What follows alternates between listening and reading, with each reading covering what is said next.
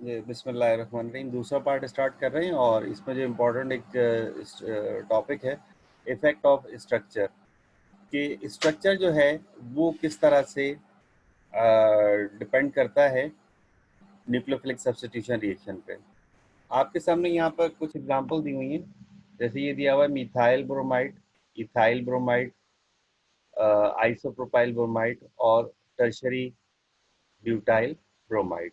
तो ये यहाँ पर कंपाउंड्स हैं 5, 6, 7, 8, और इन कंपाउंड्स पर दोनों इफेक्ट देखे गए कि किस तरह से दोनों पर SN1 ट्राई किया गया और दोनों पर SN2 ट्राई किया गया। तो पता ये चला कि जो हमारे पास मिथाइल ग्रुप है उस पर SN2 रिएक्शन ज़्यादा होता है, और जो हमारे पास इथाइल ग्रुप है जो कि प्राइमरी अल्काइल हैलाइड बनता है या प्राइमरी कार्बन है जिस पर, उसमें भी अगर हम देखें तो जो रेट ऑफ रिएक्शन है वो SN2 की जानिब टिल्ट होता है। अच्छा, सेकेंडरी पर देखें तो सेकेंडरी जो है वो एक इंटरसेक्शन के करीब है, यानी SN2 और SN1, इन दोनों, यानी इसमें दोनों पॉसिबिलिटीज़ हैं। तो ये डिपेंड करेगा सॉल्वेंट पर। अगर हम नॉन पोलर सॉल्वेंट लेंगे तो सेकेंडरी अल्काइल हैलाइड जो है वो SN2 की जानिब चला जाएगा, और अगर हम पोलर सॉल्वेंट लेंगे तो पोलर सॉल्वेंट की मौजूदगी में जो सेकेंडरी अल्काइल हैलाइड हैं वो SN1 की तरफ चले जाएंगे। जबकि जो टर्शियरी अल्काइल हैलाइड है, टर्शियरी अल्काइल हैलाइड प्योरली जो है वो SN1 मैकेनिज्म उसके अंदर होगी।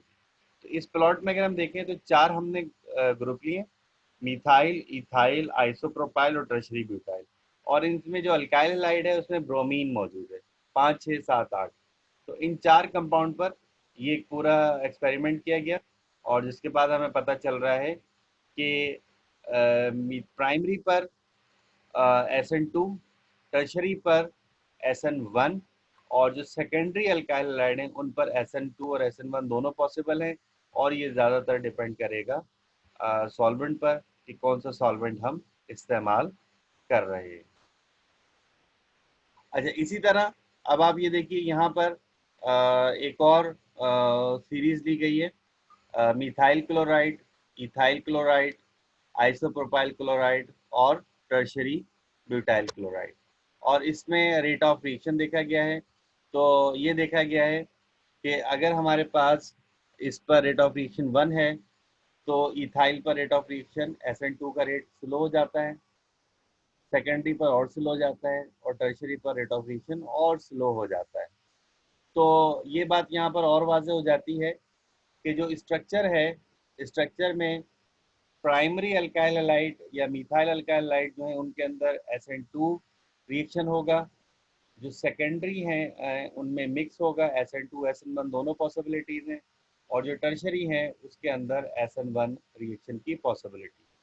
तो ये जब आप चीज़ थोड़ा सा पढ़ेंगे तो फिर आपको इसमें डिटेल में समझ में आ जाएगा। मुख्तलिफ उसने और एग्जाम्पल्स का भी हवाला दिया है, तो जो रेट ऑफ रिएक्शन है वो हमें पता चलता जाएगा कि किस तरह से हम रेट ऑफ रिएक्शन देख रहे हैं। जैसे आप यहाँ देखें कि इन चारों कंपाउंड्स को, इन चारों कंपाउंड्स यानी methyl chloride, ethyl chloride, isopropyl chloride और टर्शरी ब्यूटाइल क्लोराइड, इन चारों को SN2 पाथवे से करने की कोशिश की गई। तो जैसे जैसे हम देख रहे हैं स्ट्रक्चर चेंज होता जा रहा है, तो SN2 से मैकेनिज्म होने का जो रेट है वो स्लो होता जा रहा है, यानी SN2 के जरिए रिएक्शन तो होगा लेकिन बहुत ही स्लो हो जाएगा।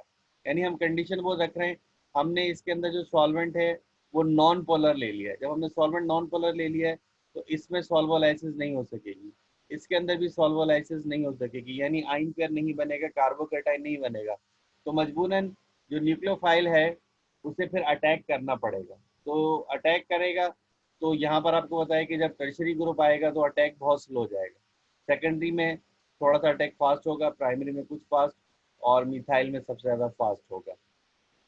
तो इस ग्रुप के ज़रिए ये समझाने की कोशिश की गई है कि जो स्ट्रक्चर है, अगर हम SN2 रिएक्शन को करना चाहें तो प्राइमरी पर आसानी से होगा, सेकेंडरी पर स्लो और टर्शरी पर बहुत ज़्यादा स्लो हो जाएगा। यही चीज़ अगर हम रिवर्स करें कि यही चीज़ अगर हम SN1 के ज़रिए करना चाहें तो उलट हो जाएगी, कि अगर हम ये reaction, rate of reaction SN1 के ज़रिए करना चाहें तो यहाँ टर्शरी में SN1 रिएक्शन फास्ट होगा, सेकेंडरी में थोड़ा स्लो होगा, और प्राइमरी में और मिथाइल में बहुत ज़्यादा स्लो हो जाएगा, यानी इसका रिवर्स हो जाएगा। तो इफेक्ट ऑफ स्ट्रक्चर में बुनियादी बात ध्यान में रखनी है कि प्राइमरी अल्काइल हैलाइड्स में SN2 रिएक्शंस होंगे, टर्शरी अल्काइल हैलाइड्स में SN1 होंगे, और जो सेकेंडरी अल्काइल हैलाइड्स हैं उनके अंदर SN1 और SN2 मिक्स होंगे। ये ज़्यादा डिपेंड करेगा सॉल्वेंट पर। अगर हम नॉन पोलर सॉल्वेंट लेंगे तो SN2 की तरफ जाएंगे, और अगर हम पोलर सॉल्वेंट लेंगे तो SN1 मैकेनिज्म की तरफ रिएक्शन प्रोसीड होगा। और यहाँ पर उसने वो वजह भी बताई है कि जब हम वजह क्या होती है कि जब हमारे पास कार्बोकेटाइन बनता है तो टर्शरी कार्बोकेटाइन सबसे ज़्यादा स्टेबल होता है, और जब टर्शरी कार्बोकेटाइन ज़्यादा स्टेबल होगा तो SN1 मैकेनिज्म की तरफ रिएक्शन टिल्ट कर जाएगा।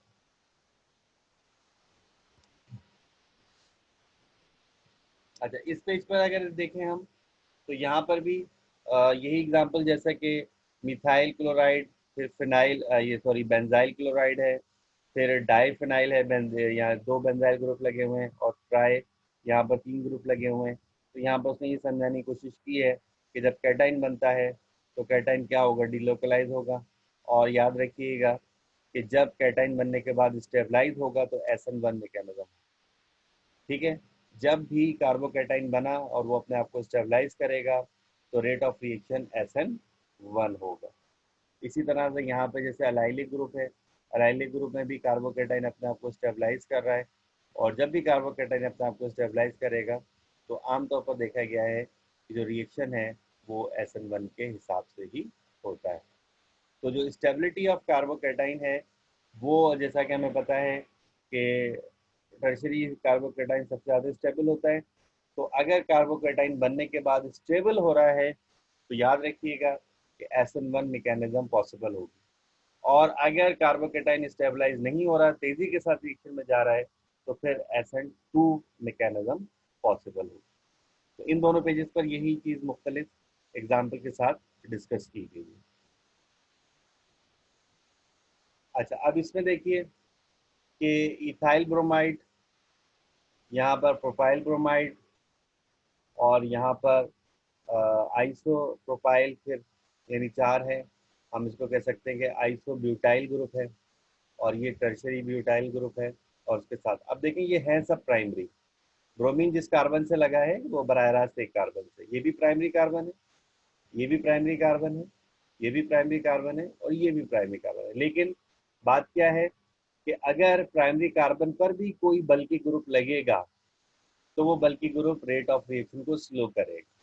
तो प्राइमरी कार्बन पर अगर SN1 का रेट ऑफ रिएक्शन 1 है तो बल्कि ग्रुप रखने से रेट ऑफ रिएक्शन और स्लो हुआ, और 3 के बजाय जब 4 कार्बन हुए तो रेट ऑफ रिएक्शन और स्लो हो गया, और जब 5 कार्बन हुए तो रेट ऑफ रिएक्शन और स्लो हो गया। तो याद रखिएगा कि अगर प्राइमरी कार्बन हो और उस पर भी कोई बल्कि ग्रुप लगा हुआ हो तो भी जो SN2 रेट ऑफ रिएक्शन है वो स्लो होता चला जाएगा। यहाँ उसने इसकी एग्जांपल समझाने की कोशिश की है कि ये कार्बन है और इस पर जब बल्कि ग्रुप लगना शुरू होते हैं तो ट्रांजिशन स्टेट जो है वो उसका बनना आसान नहीं होता।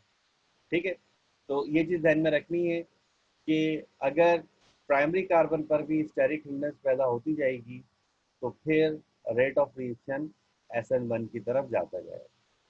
इसी तरह से जैसे यहाँ पर देखें कि यहाँ पर जैसे ब्रोमीन है, ब्रोमीन जिस कार्बन पर लगा हुआ है ये टर्शरी कार्बन है, ये वाला जो कार्बन है ये टर्शरी कार्बोकेटाइन है, और टर्शरी कार्बोकेटाइन होने के बावजूद अब जब इस पर रिएक्शन हुआ तो इसका रेट ऑफ रिएक्शन 1 था। अब ये भी ब्रोमीन है लेकिन इस पर आप देखिए रेट ऑफ रिएक्शन स्लो हो गया, और इसमें थोड़ा सा और स्टैटिक हिंड्रेंस बढ़ गया। तो जब ब्रिज हेड कार्बन आते हैं तो इनके अंदर फिर SN1 rate of reaction slow हो जाता है। ठीक है, वजह क्या होती है, वजह ये होती है कि जब बॉन्ड ब्रेक होगा तो ब्रिज हेड कार्बन की वजह से जब जो कार्बोकेटाइन बनेगा वो अपने आप को स्टेबलाइज नहीं रख सकेगा। जब कार्बोकेटाइन बनता है तो उसे स्पेस चाहिए होती है ताकि जो उसका ग्रुप लगे हैं वो दूर दूर चले जाए। लेकिन ब्रिज हेड कार्बन बनने के बाद ये जो कार्बन है ये दूर दूर नहीं जा सकेंगे, इसलिए यहाँ पर जब इस कार्बन पर पॉजिटिव चार्ज आएगा तो वो अपने आप को स्टेबलाइज नहीं कर पाएगा, और जो ग्रुप है दूसरे ग्रुप को अटैक करना यहाँ पर आसान नहीं होगा। तो इस वजह से ये देखा गया है कि ब्रिज हेड कार्बन्स में भी जो SN1 रिएक्शन अगर हम देखें तो SN1 रिएक्शन स्लो होता चला जाता है। तो बुनियादी चीज़ जो जहन में रखनी है वो यही रखनी है कि जब हम कोई स्ट्रक्चर किसी चीज़ को देखें कि उस पर कौन सा SN1 रिएक्शन होगा या SN2 होगा, कि प्राइमरी में SN2 की पॉसिबिलिटी है वो ज़्यादा होगा, टर्शरी में SN1 की पॉसिबिलिटी है, सेकेंडरी में मिक्स है, SN2 SN1 दोनों हो सकते हैं, वहाँ पर सॉल्वेंट देखना होगा, सॉल्वेंट की बुनियाद पर फैसला करना होगा। और अगर प्राइमरी सेकेंडरी टर्शरी कोई ब्रिज हेड कार्बन है या कोई और ग्रुप आ रहा है तो फिर उस पर हमें देखना होगा कि क्या कंडीशन हो रही है, और बॉन्ड अगर आसानी से टूट जाएगा और कार्बोकेटाइन स्टेबलाइज होगा तो हम SN1 मैकेनिज्म सोचेंगे। और अगर बॉन्ड ब्रेक नहीं हो रहा, आसानी से बॉन्ड ब्रेक नहीं हो रहा, अगर बॉन्ड ब्रेक हो रहा है तो कार्बोकेटाइन अपने आप को स्टेबलाइज नहीं कर पा रहा, तो अगर कार्बोकेटाइन अपने आप को स्टेबलाइज नहीं कर पा रहा तो SN2 मैकेनिज्म से रिएक्शन पॉसिबल होगा। तो इस चीज़ को ध्यान में रखना। तो यहाँ पर जो इफेक्ट ऑफ स्ट्रक्चर है वो टॉपिक कंप्लीट हो जाता है। अच्छा, इसके बाद सॉरी हम आगे चले गए। इसके बाद है stereo chemical implementation of mechanism. ये हमने पहले डिस्कस किया था कि जो SN2 है उसके अंदर इन्वर्जन होती है, कि अगर पहले से कॉन्फ़िगरेशन प्लस थी तो बनने वाले की कॉन्फ़िगरेशन माइनस हो जाएगी। ठीक है, तो ये हमने पहले डिटेल के साथ डिस्कस किया, क्योंकि हमें पता है कि वो इस बैक साइड से अटैक करेगा, ब्रोमीन को निकाल देगा और फिर ग्रुप दूसरी साइड पर चले जाते हैं। तो SN2 मैकेनिज्म जो है उसके अंदर इन्वर्जन होती है कॉन्फ़िगरेशन की, और यहाँ पर उसमें इसको थोड़ा सा डिस्कस किया है कि किस तरह से होगा। और इसी तरह जैसे यहाँ पर उसने एक एग्जांपल ली है कि अगर हमारे पास कोई ऐसा ग्रुप हो, जैसे यहाँ पर एक अल्कोहल है, टर्शियरी अल्कोहल, और इसमें हमने एक ऐसा ग्रुप लगाया है जिसने OH को हटाकर उसकी जगह ले ली, यानी जो एरोमेटिक के साथ जो क्लोरीन लगा था, क्लोरीन हुआ ये कि ये जो क्लोरीन था, इस क्लोरीन ने हाइड्रोजन के साथ मिलकर HCl बना लिया, क्लोरीन और हाइड्रोजन, और OSO2 हो गया, यानी ऑक्सीजन यहाँ पर मौजूद रहा, ऑक्सीजन यहाँ पर मौजूद रहा, पूरा OH नहीं निकला, ऑक्सीजन मौजूद रहा, सिर्फ हाइड्रोजन निकला। अच्छा, अब ये वाला जो ग्रुप है, ये ग्रुप अब यहाँ से जब ब्रेक होगा तो जो ब्रोमीन है वो अगर इस पर अटैक करेगा तो ब्रोमीन को फ्रंट से तो लाजमत इतना बड़ा ग्रुप है, अटैक करने का मौका नहीं मिल रहा, तो ब्रोमीन बैक साइड से अटैक करेगा और कॉन्फ़िगरेशन चेंज हो जाएगी। ठीक है, लेकिन दूसरी पॉसिबिलिटी क्या है कि अगर ये ग्रुप, इसका बॉन्ड जब ब्रेक होगा तो बॉन्ड ब्रेक होने के बाद सल्फर डाइऑक्साइड गैस अलग हो जाएगी, एरोमेटिक रिंग अलग हो जाएगी। जब हमने इसको एसीटेटाइन CH3CO नेगेटिव के साथ रिएक्शन कराया तो ये पूरा ग्रुप जब निकला, एसीटेटाइन इसके साथ आके जुड़ गया, और एसीटेटाइन जुड़ने के बाद CH3CO अलग हुआ और O इसके साथ आ गया। देखिए, पहले जो हम रिएक्शन देख रहे थे उसमें क्या था, OH निकल जाता था और उसकी जगह दूसरा ग्रुप आ जाता था। लेकिन यहाँ पर क्या हो रहा है कि ये जो 20 है जिसमें अल्कोहल मौजूद है, हमने इसको एक कंपाउंड से रिएक्शन कराया जिसमें क्या हुआ कि हाइड्रोजन निकल गया, ये वाला हाइड्रोजन निकला, और उसकी जगह पर एक SO2 ग्रुप आया। फिर जब हमने एसीटेट से रिएक्शन कराया तो ये ग्रुप निकल के एसीटेट का ऑक्सीजन यहाँ पर लग गया, और फिर फर्दर रिएक्शन पर ये वाला ग्रुप हटा और इस ऑक्सीजन ने यहाँ से हाइड्रोजन पिक कर लिया, इस ऑक्सीजन ने यहाँ से हाइड्रोजन पिक कर लिया। अब यहाँ से यहाँ तक आने में इन ग्रुप की कॉन्फ़िगरेशन चेंज हो गई थी। तो अब देखिए आप, 20 से 23 अल्कोहल से अल्कोहल ही बन रहा है, लेकिन कॉन्फ़िगरेशन क्या हो गई है, चेंज हो गई है। पहले कॉन्फ़िगरेशन प्लस थी, अब कॉन्फ़िगरेशन क्या हो गई, माइनस हो गई। तो अगर हम इसको ब्रोमीन के हवाले से देखें तो जब ब्रोमीन का अटैक होगा तो ब्रोमीन OH को निकाल देगा और इन ग्रुप्स को दूसरी तरफ भेज देगा। तो यहाँ पर 20 से 24 बनने में तो कॉन्फ़िगरेशन चेंज हो गई, लेकिन 23 में कॉन्फ़िगरेशन चेंज नहीं हुई। तो इस चीज को थोड़ा सा जरा गौर से आपने देखना है। तो इसको मैं यहाँ पे रख के फिर अगली नेक्स्ट